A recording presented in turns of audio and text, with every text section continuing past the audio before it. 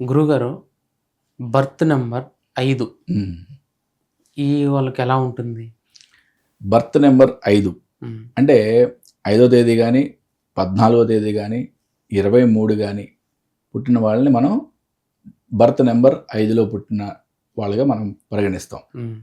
మరి 5వ నెంబర్కి మెర్క్యూరీ బుధుడు అధిపతి. ఓకే. ఓకే. అండ్ ఈ 5వ నెంబర్ని మనం బ్రహ్మస్థానమైన మాస్టర్ కీ నెంబర్ అంటాం దీన్ని.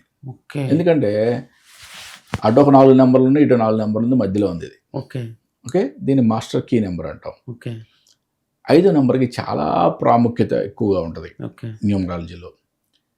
బుధుడు అంటేనే మీకు తెలుసు కదా, బుద్ధికి, జ్ఞానానికి, ఓకే. ఓకే, వ్యాపార చతురతకి, ఇవన్నిటి కూడా అధిపతి. ఓకే.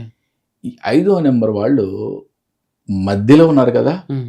అంటే అన్ని నెంబర్లని అట్రాక్ట్ చేస్తుంటాం వీళ్ళని. ఓకే. అంటే వీళ్ళ చుట్టూతా అన్ని నెంబర్లు అందరూ ఉంటారని చెప్తాం అన్నమాట. ఒక ఓకే. విధంగా చెప్పాలంటే, అంటే నేను 5వ నెంబర్లో పుట్టాను కాబట్టి ఓకే.